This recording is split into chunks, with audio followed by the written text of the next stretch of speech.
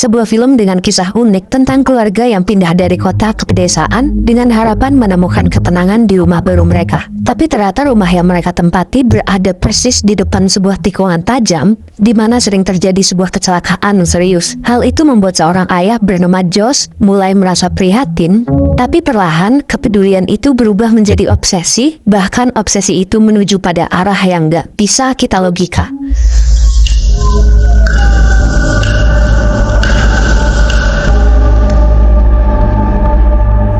Mari langsung kita mulai filmnya dan selamat menikmati. Di awal film, kita diperkenalkan dengan seorang pria bernama Josh yang sedang membawa keluarganya menuju rumah baru mereka. Di sampingnya terlihat istrinya yang bernama Rachel dan anaknya yang bernama Max. Sesampainya di sana, mereka beristirahat dengan makan bersama hingga pada malam hari setelah anaknya bobo, nampak si Rachel memberikan sebuah kode dengan menunjukkan cara duduk yang penuh isyarat bagi jepitan kepiting Alaska. Josh yang memahami konsep rumah baru sama dengan sensasi baru pun langsung tancap gas. Short. Go to the bedroom. Just do it here. Yeah, let me get on top.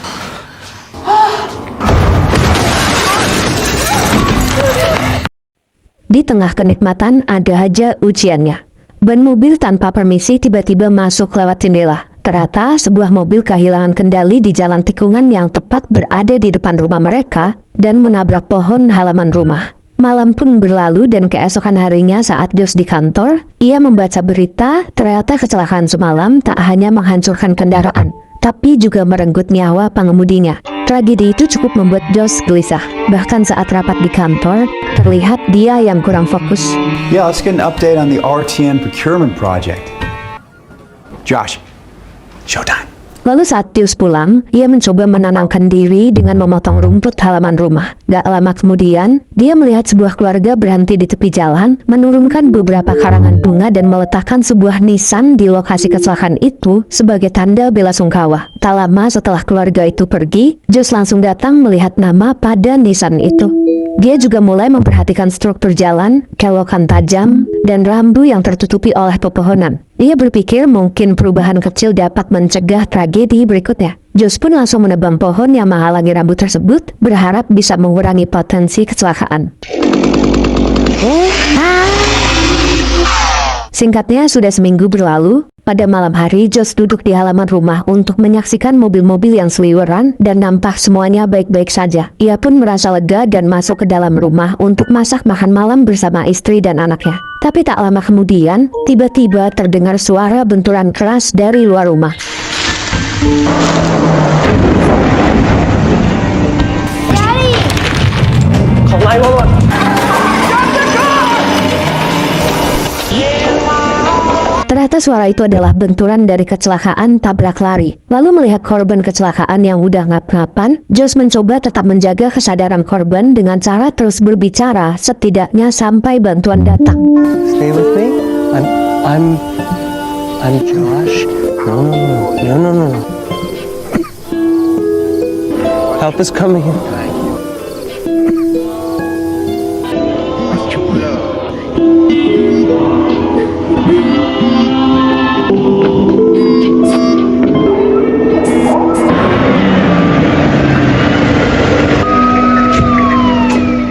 Sayangnya pria itu tak dapat diselamatkan. Tapi tadi terlihat Josh yang sempat mengambil ponsel korban dan dimasukkan ke sakunya.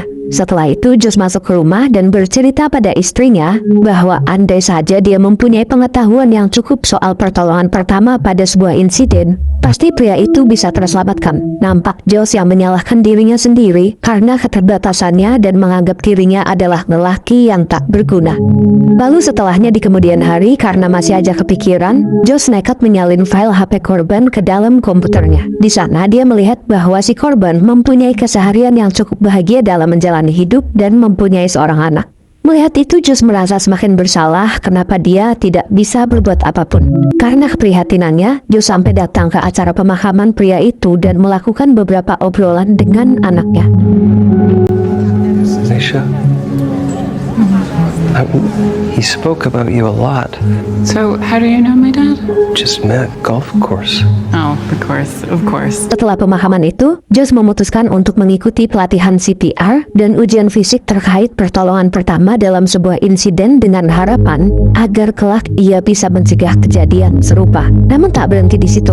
Di kantornya, Josh semakin tampak teralihkan dari pekerjaannya. Setiap kali ia duduk di depan komputernya, dia bukan mengerjakan tugas, dia malah menghabiskan waktu untuk menonton video-video tentang cara menyelamatkan nyawa. Ketidakfokusannya itu mulai terlihat jelas, bahkan sampai bosnya memberikan teguran keras setelah menerima laporan tentang penurunan kinerja Josh dalam beberapa hari terakhir.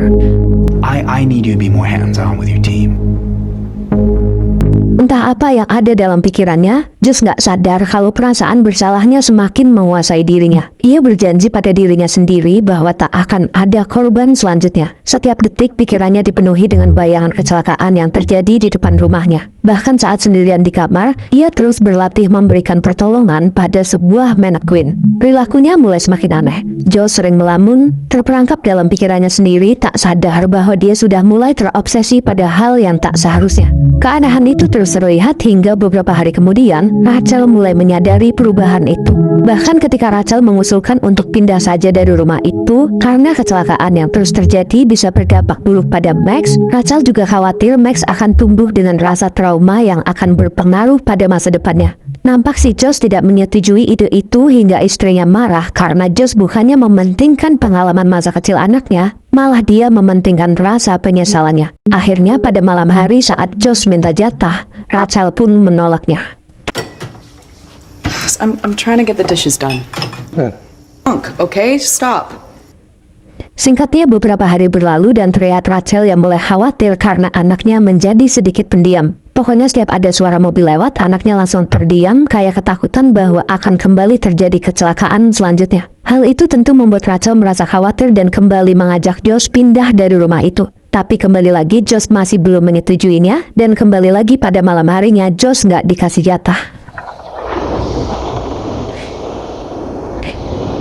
Kini di esok hari, Josh mengantarkan anaknya untuk ikut pelatihan taekwondo. Saat setelah pulang dari latihan, dalam perjalanan pulang, ada sebuah mobil ambulan yang menyalipnya dari belakang dengan kecepatan tinggi. Seketika Josh sadar pasti ambulan itu menuju ke tikungan depan rumahnya. Josh pun langsung menambah kecepatan dan benar saja setelah sampai sana, terlihat sebuah kerumunan. Nampak Josh menyuruh anaknya untuk menunggu di mobil dan dia segera keluar mobil untuk melihat kecelakaan yang terjadi.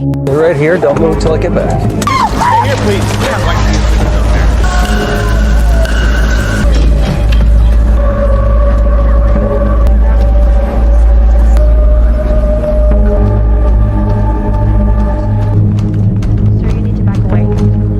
This is my home. Di sana Josh juga diwawancarai oleh wartawan berita. Ternyata kabar seringnya kecelakaan di sana telah menyebar luas di kota. Setelahnya Josh kembali ke mobilnya, tapi ternyata pintu sudah terbuka dan anaknya tak ada. Di waktu yang bersamaan, istrinya juga pulang dan langsung berlari mencari anaknya. Max! Buddy! Oh my god.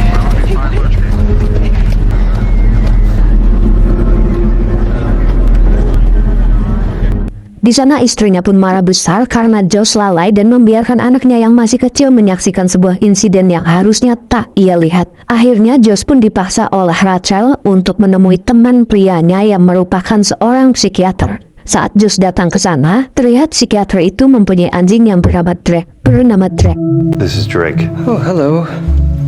Sesaat Josh mengobrol dengan psikiater, Josh merasa aneh kenapa psikiater itu nampak mengetahui semua tentang Josh. Josh pun sedikit berpikir dari mana si psikiater itu tahu. Masa iya istrinya menceritakan banyak hal tentang privasi suaminya. Tapi nampak Josh yang bodoh amat dan memilih mengobrol perihal kesehatan mental anaknya. Tapi ada yang aneh lagi. Bukannya menyesali bahwa dia telah kecolongan anaknya melihat kejadian kemarin, Josh malah menyesali dan menyalahkan andai saja istrinya tak menyuruhnya untuk mengantarkan Max taekwondo, sudah pasti Josh bisa menyelamatkan korban kemarin. If she hadn't, we would have been home. No taekwondo, no dead guy. Setelah dari psikiater, Josh pulang ke rumah. Di kamarnya terlihat istrinya yang sekarang memutuskan untuk tidur bersama anaknya, lalu menyuruh Josh tidur di kamar anaknya mulai dari sekarang. Nampak hidup Josh yang mulai semakin berantakan. Tapi Josh tak menyadarinya karena dalam kepalanya hanyalah obsesi dia akan sanggup menolong orang yang kecelakaan. Apalagi diketahui beberapa kecelakaan telah beredar di berita televisi. Keesokan harinya, saat Josh berangkat ke kantor, ia dipanggil oleh atasannya. Tanpa banyak bicara, bosnya langsung memberikan kabar pemecatan. I'm letting you go, Josh. Let me guess. Alan's taking my job. Josh, the paperwork has already been filed.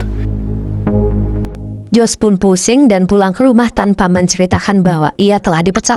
Pada malam harinya, Josh mencoba menghibur diri dengan bermain bersama anaknya. Setelah bermain, Josh melihat sebuah mainan mobil-mobilan yang anaknya susun dengan reka adegan kecelakaan. Melihat itu, Josh sedikit merasa dilema, tapi nampak obsesinya malah makin menggila. Tanpa dia sadar, dia malah ingin membuktikan pada Max bahwa dia adalah sosok pahlawan yang akan menjadi inspirasinya karena bisa berguna dan menolong banyak nyawa dalam sebuah insiden. Tapi karena kecelakaan tak kunjung terjadi, Josh mulai berpikir bagaimana menciptakan peluang agar kecelakaan itu bisa terjadi. Dia pun keluar rumah malam-malam memasang tong sampah di pinggir jalan dengan tujuan pengemudi akan teralihkan fokusnya dan kecelakaan bisa terjadi.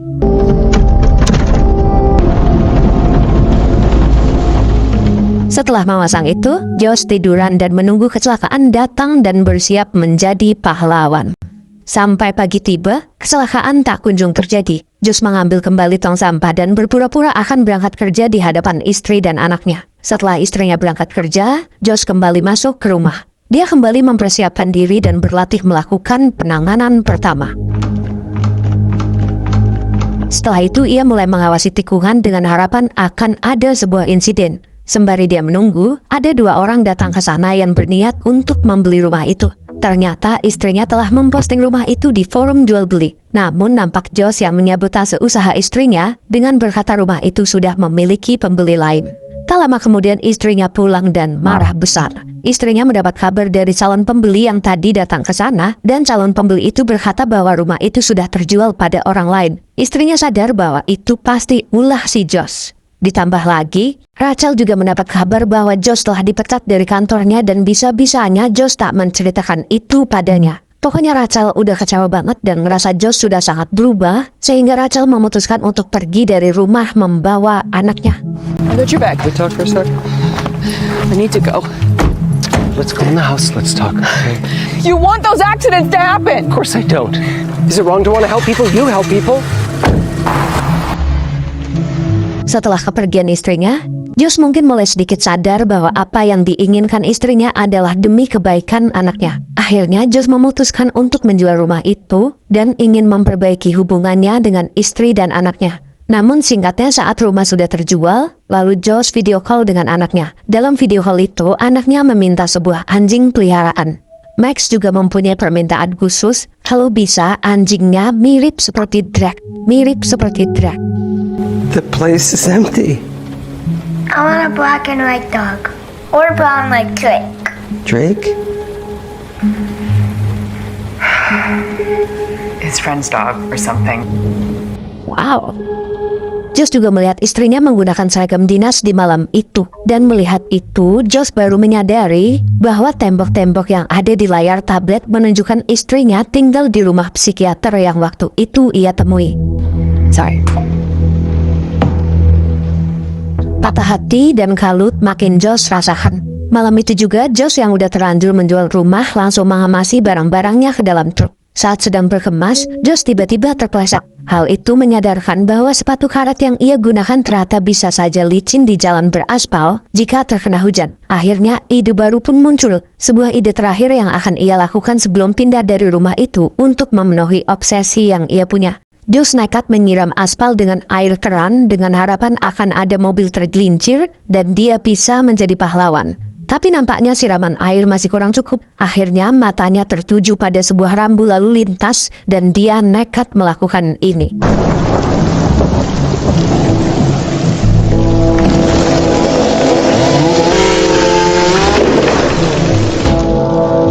Setelah memotong rambu, kini Josh duduk di dalam rumah dengan mata yang ngantuk berat sambil menunggu insiden yang dia inginkan.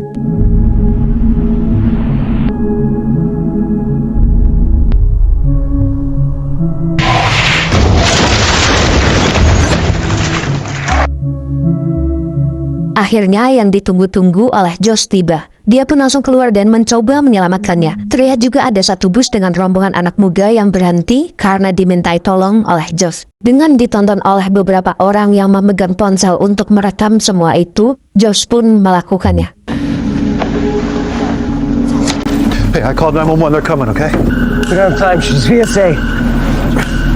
Is it a good idea to look for a doctor or something?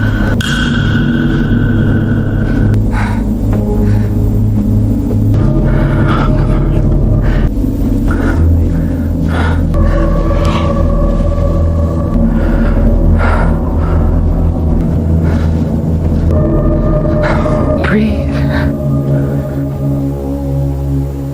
Oh, God, what have I done?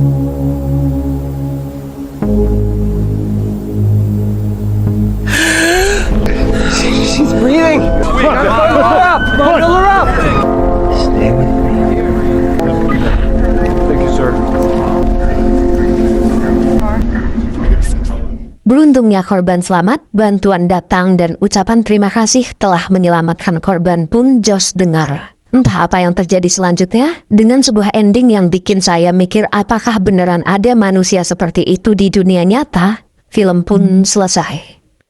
Seperti biasa, like kalau kalian suka, dislike kalau enggak, subscribe kalau belum. Sampai jumpa di video yang lain. Sekian dari saya, pamit undur diri. Assalamualaikum warahmatullahi wabarakatuh.